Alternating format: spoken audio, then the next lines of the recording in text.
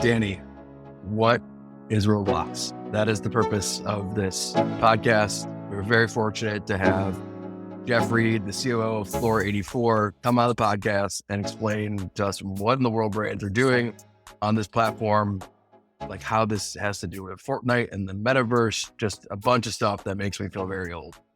Yeah, James, I feel the same way. I left feeling really old after this conversation. But Geoff is the perfect guy to talk about this. I mean, the COO, as you said, of Floor 84, but he's an ex-lawyer. He worked at McKinsey, worked at Mattel, at Snap, at Weedmaps. I mean, this guy understands business and he understands the digital economy. So I think this is the exact person we need to explain what is coming. Yeah. So with no further ado, yet another Snap alumni doing really cool stuff. Here's Geoffrey Reed explaining to us how brands play in Roblox. Do you say in Roblox, on Roblox? I have no idea, James. Let's just get to the podcast. Welcome back to another episode of Taking Inventory. This week, we've got longtime friend Geoff Reed joining us. Geoff, thanks for coming on the podcast today. Yeah, thanks for having me, guys. Good to see you. Why don't we start with where you are today at Floor 84, and like it's sort of this intersection of IP and digital, and you're doing a lot of things having to do with Roblox and other newer platforms. Can you just help us get a level set of what exactly it is you guys do at Floor 84, and how does it touch the different parts of some of your previous roles at different companies, and what this landscape really looks like today? Yeah, definitely. So Floor 84, so we're a digital game studio, been around for close to 20 years. So obviously well before I joined, and a friend of mine is the founder and CEO. He's actually an artist by training, and he found this medium of digital games, interactive experiences that he sort of ran with, and I think we found a lane because really the bread and butter of our business has been helping large IP owners and brands build digital games and experiences for to market, right? To market to their audience in different ways. A Barbie app, a Mickey Mouse HTML5 game, an NBA Roblox experience. We're trying to bridge the chasm, I guess, between brands and IP owners that, want to reach their audience, know there's audience in these places, but maybe don't exactly know how to, bring that to life either strategically or tactically on these platforms. So it's, that's been kind of the focus historically, is like, how do we help these brand owners approach new platforms? And, I think the vantage from that role has been things are always coming and going, right? Platforms come, platforms go. For brands and IP owners, they're constantly having to adapt. And in some cases, assess and evaluate different opportunities and reject them, right? And decide it's not the right fit for their brand. So we see a lot of that. But a lot of them, again, let's take Roblox, for example, which, we could talk about more. Really interesting platform, a huge audience, a young audience, but growing and super engaged. And if you haven't spent any time with Roblox, it's a little baffling. It's the play mechanics that you see in the most popular experiences are not, what you're seeing.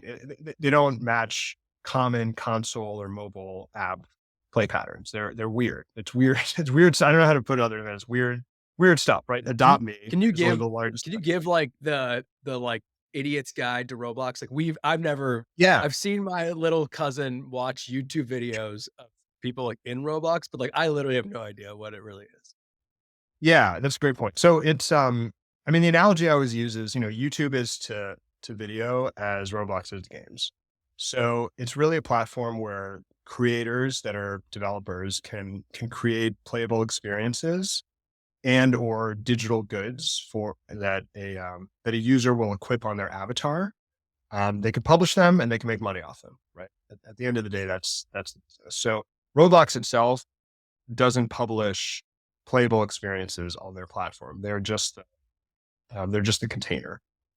So they have this developer ecosystem, and to be honest, most of the developers, even a lot of the very successful ones, are a single person, right? Often a young person, um, that just kind of hacked together this game, got some traction, and has just continued to build and build. Again, not unlike YouTube, right? Where it's a great platform for an individual content creator to get distribution and to monetize their content. Um, but that's at its core, what it is. And I think talking to brands, talking to other people that aren't familiar with Roblox, again, even that first insight of like, oh, it's not one game, it's actually 9 million different games. And people are jumping around constantly between these, when I say people, the users, the players are jumping around between these experiences. It can be hard to navigate, and even more so because the experiences can be kind of bizarre or at least like unfamiliar. Um, so that's kind of our starting point with a lot of the people we work with. We just about 6 months ago, we did a deal with the NBA to build experiences and digital merchandise for them on Roblox, which has been great. Really, there's a lot of room to run there. But they were, they were slow. I don't want to say slow. They were patient in approaching the platform because, just like any platform with a lot of user generated content, there are risks, right? Risks of inappropriate content, risks of people just not liking what you're doing or getting mad at you. So you need a little bit of you need you need some of your courage, I think, as a brand to get onto these new platforms. But yeah, so that's essentially what Roblox is it's a big user generated content community for gamers. And then, and I think they have done a nice job of actually making it so that developers on the platform can have a real business for building experiences for Roblox.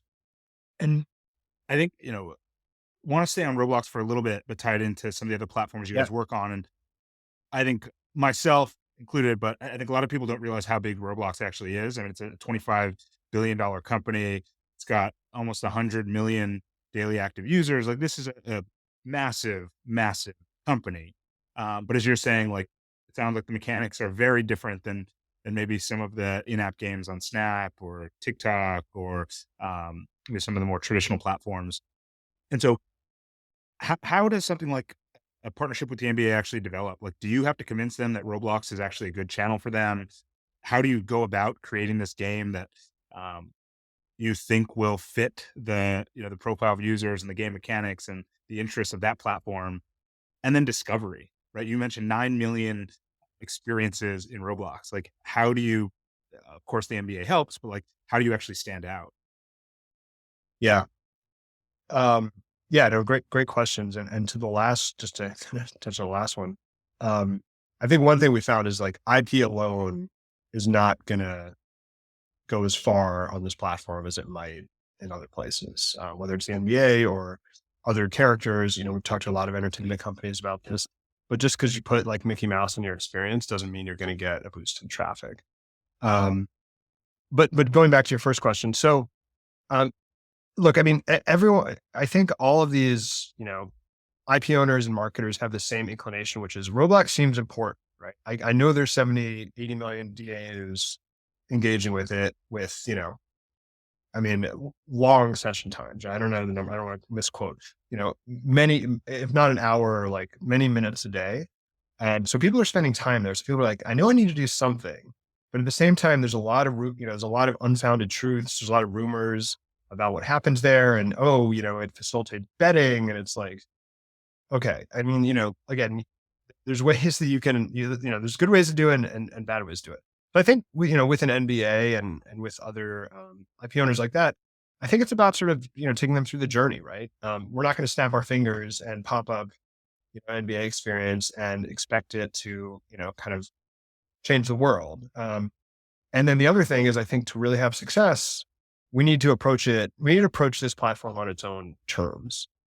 So like to give you an example with the NBA, don't go build a 5-on-5 basketball game.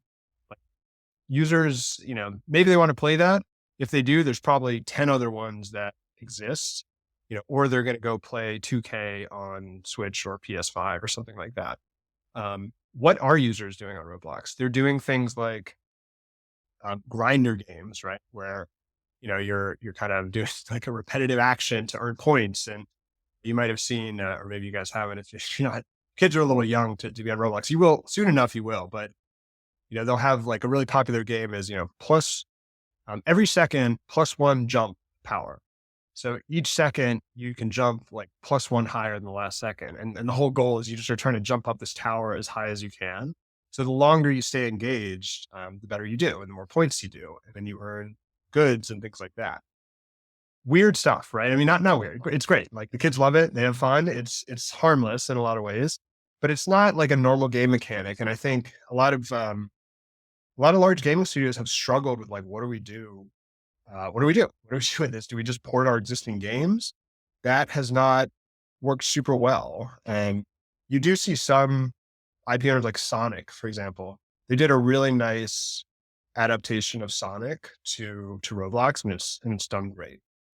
Barbie is another one. They, back to Mattel. Barbie's done really nicely because they took a native Roblox play pattern, which is it's called like a tycoon type game where you're sort of building your your space, your land, your house, adding to it, doing different tasks. It's not, it's not so much a linear game. Like, I'm going to start here and then I'm going to complete the game and I won, right? It's just like an ongoing experience and you continue to accumulate and build. They've done really well with the Barbie tycoon game. So I think the brands that are coming to Roblox on its own terms are kind of accepting what the users want to do there are having success. I think the ones that are trying to just sort of like impose their own like view of what it should be are struggling.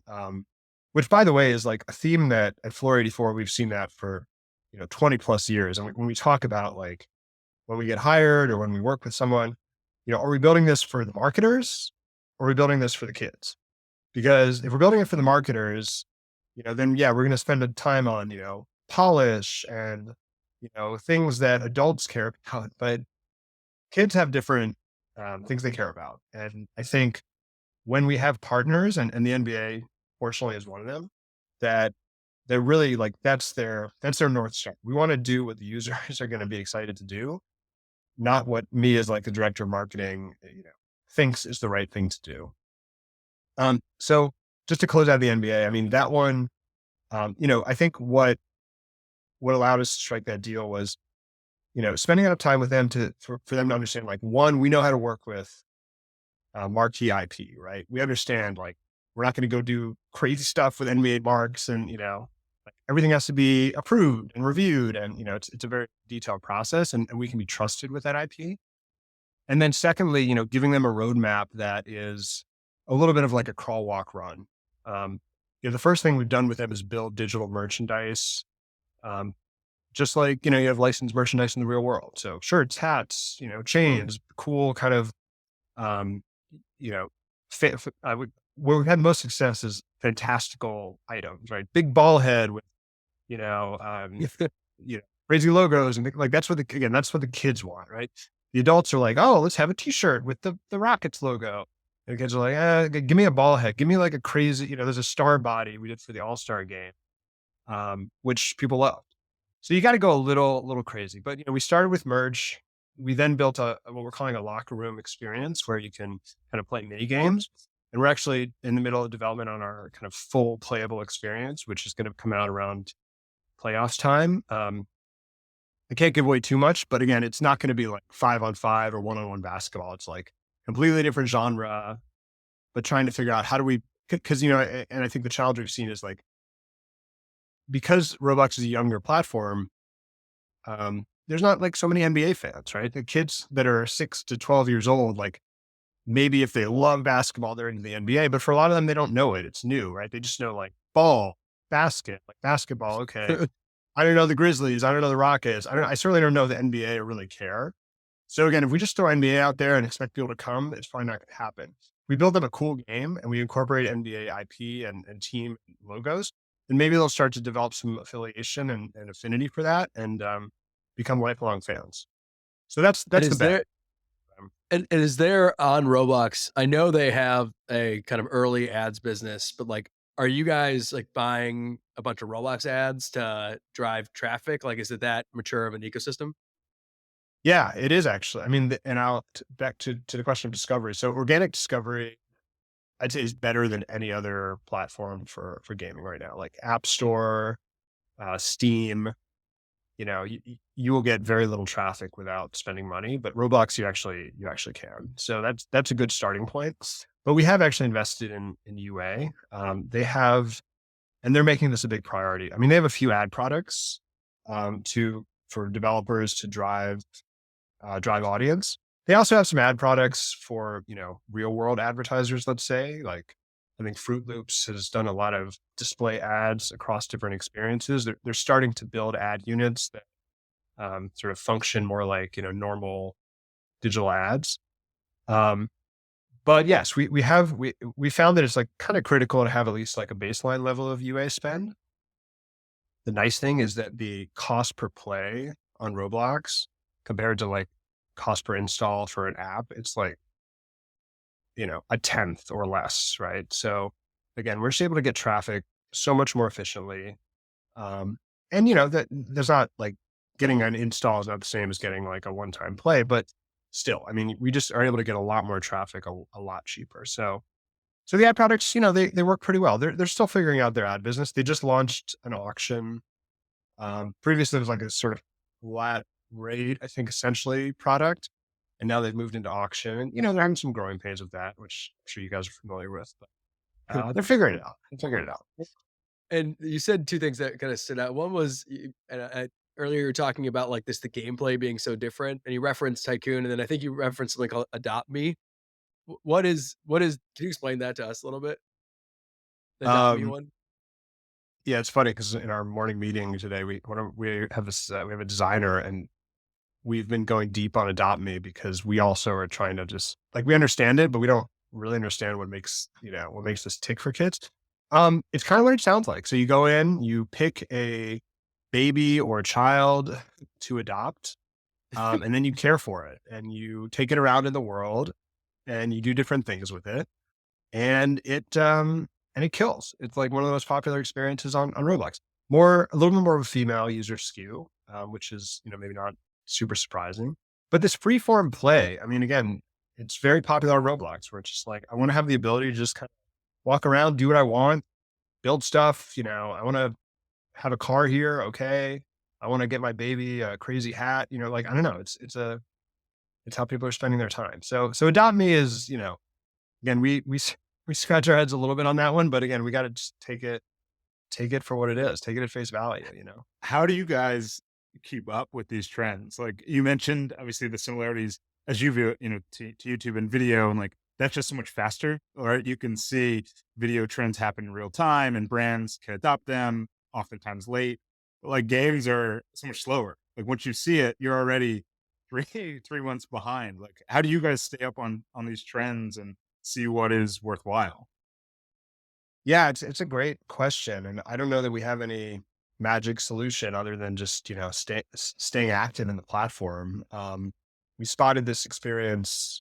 I want to say it was 3 or 4 months ago. Arm wrestle simulator, and literally you're just like go in and there's bigger and bigger arms, like and you're just like you train, and again it's like click click click to train, and then you're training to wrestle bigger. It's like, and now all of a sudden you're seeing this proliferation of these kind of like strength tug of war simulator, right? So, so I don't know if I have a great answer on how to get ahead of those trends, but you do have to be like really in the platform.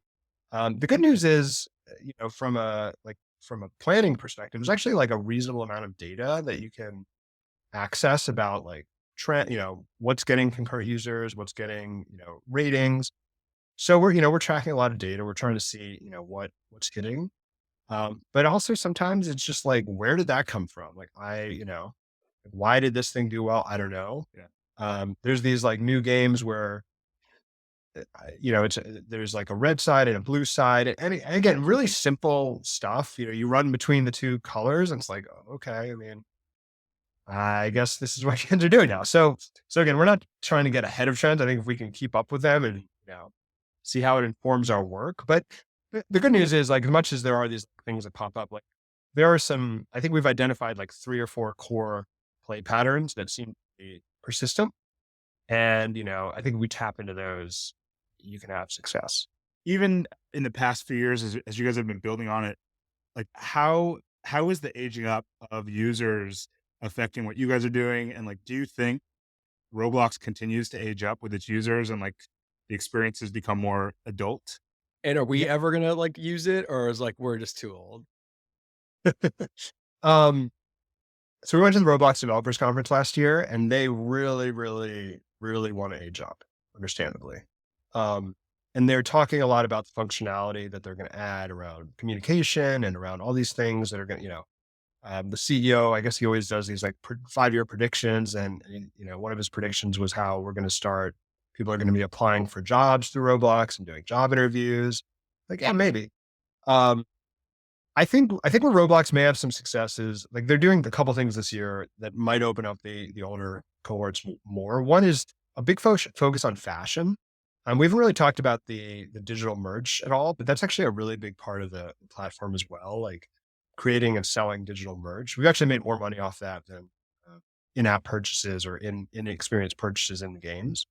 Um, so they're really leaning into fashion, and I think a lot of the fashion houses are kind of coming in and like, again, trying to figure out what to do, but, starting to build their brand there. So it's an interesting angle. Again, like, is that going to get, someone who's interested in fashion to be a Roblox user? Not sure, but that's like one of their big focus areas. And then the other one, which has been like long promised and supposedly is happening this year, is starting to connect to like offline or off Roblox commerce, right? So I can drive a conversion offline.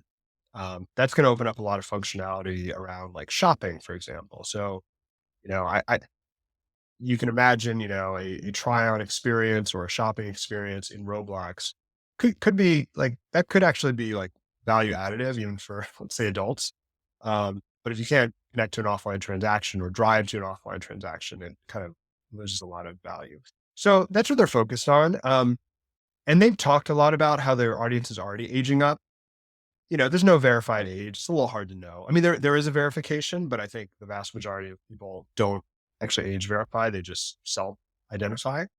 So we're a little skeptical. Don't tell Roblox. We're a little skeptical that, this aging up has been as quick and as they have indicated.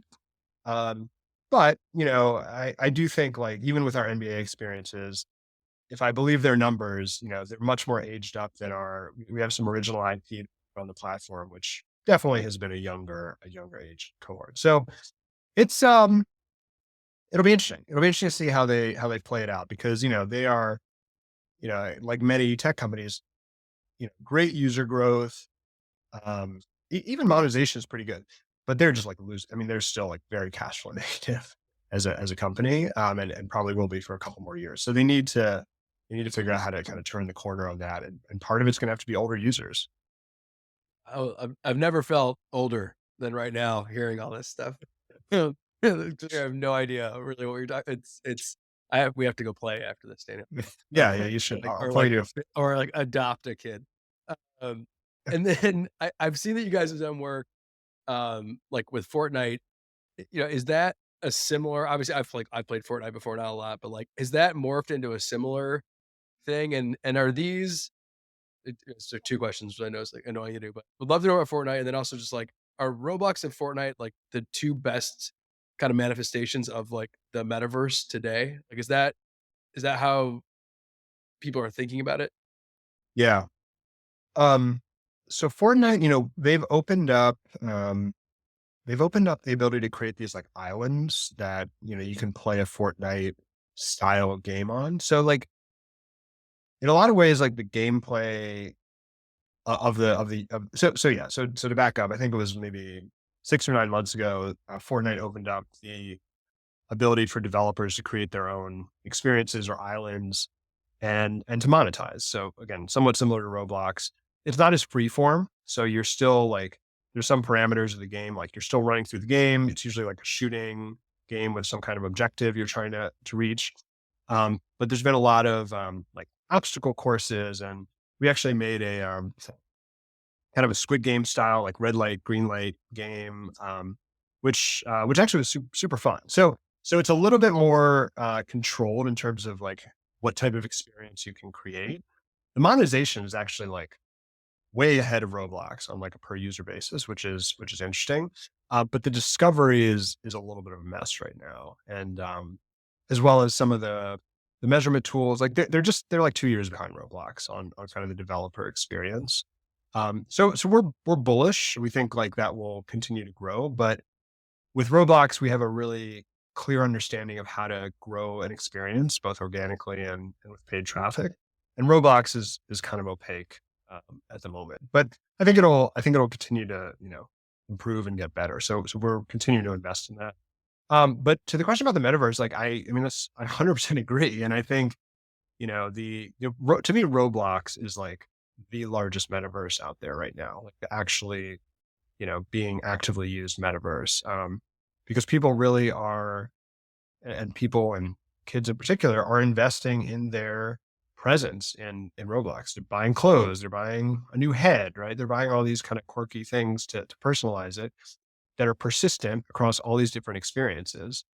And more so than I think other metaverses, it represents like their digital manifestation and identity. So I do think, that like these are some of the most popular metaverses. And I think, if people are talking about a metaverse strategy, that this really needs to be part of it. You mentioned earlier about Roblox that there are paths to bridge the online offline, and you keep coming back to that. So I'm curious, like how in your mind do you see brands that are on Roblox or doing well on Fortnite starting to bridge into the offline and maybe um, continuing a narrative or continuing a conversation into the real world with some in-person experience? Is that something that yeah, like is that something you see in the future, and like how do brands go about that? Yeah, I do. And I think you're starting to see some brands that are, me can go both ways, right? Like some brands, you buy a physical good in person or on Amazon, and you get a digital good equivalent with it, or vice versa, right? I bought a digital good, now I get a discount, or now I get an actual in real world item. Um, yeah, I think that's like to me the clearest way it happens. Now, the other thing that's interesting is like these Roblox experiences, like Adopt Me, like that's become an IP in its own right. And I think we'll see in the coming years that the Disneys and the sort of large aggregators of IP are going to start fishing more in video game universes, because we talk about this all the time, because we have a experience called Playcats, which is an original IP. Really, this was an IP that we brought to Roblox to test it and have something to work around. And, we've gotten, I mean, one of our experiences did quite well, hit the top 100 at one point. We've gotten 60 million plays in less than a year, right? And, and the value of that for a franchise, we're like, hey, like, we should make a t-shirt, and like kids know this brand. So I think you're going to start seeing more brands emerge, more it's like in real life brands emerge from the digital ecosystem. Disney, Universal starting to, add it to their portfolio, maybe bring it into parks, bring it into other things. Um, I guess the one thing that I do think, um, maybe hold back the growth of sort of these Roblox, offline opportunities or brands, a lot of the developers again are like one dude in Finland, right? And, and he's built a killer experience and huge traffic, but maybe doesn't know kind of what to do with it next. And you are starting to see some studios even in LA that are kind of trying to roll up some of these developers and maybe make a little bit more of an IP engine out of Roblox. I think it's a good strategy actually. Um, so I would expect to see that. But yeah, the offline, it'll be interesting to see how it evolves. And again, a large part of it comes down to how is Roblox going to allow users and developers to interact and engage outside of their four walls. And, I guess given like this is such a dumb question, but I bet you listeners have the same thing. What is the main way people play Roblox? Is it like through the browser? Are they on like MetaQuest? Like what's the device? It's mostly mobile, it's mostly tablet, and it's mostly, because it's kids, right? Because it's generally 6 to 12-year-old kids. We've found and validated it's a lot of mid-range tablets because it's like mom's old iPad, now junior gets it, and that's what he plays Roblox on. And we've actually had to optimize the performance of our games around that because if you're optimizing for like an iPad Pro or, an iPhone, top of the model iPhone, you could have performance issues. Mid-range tablets, browser, console and VR, it's available, but 5% to 10%, I'd say, is coming through those channels. So just your phone, just get your phone, James, and download it, and you'll be off to the races. It's funny about how this podcast has like hurt our like efficiency every now and then. We had Shahar on it and she sent us meta quests afterwards. And there was like an afternoon where we had a bunch of work to do and Dano and me were like, should we like try to do this in the quest? Like, and I'll meet you in VR. And we're like, no, we're too old to be doing this right now. It was very cool actually. Uh, but anyway, Geoff, before we wrap, kind of what as we think about things beyond Roblox or Fortnite or like the next couple of years, like what digital experiences are on the horizon that like you at Floor 84 are focused on, or you personally are just excited about the potential around? Kind of a loaded question because we sort of talk about how digital is so saturated, right? Like there's so much content, there's so much to do. Like, I'm holding my phone. What you can do on your phone these days, it's so easy to create content for that. Um, Regardless of platform, right? Roblox, YouTube, Fortnite, eventually people will figure it out.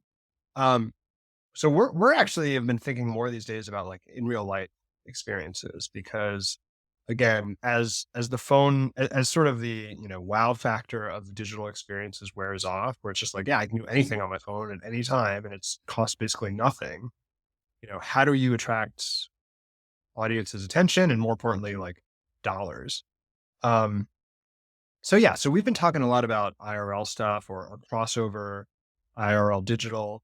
We did an interesting project last year using AR for a company that does like holiday light. You ever drive through like Christmas lights, like around, yeah, load up the car, you buy a ticket, you drive through.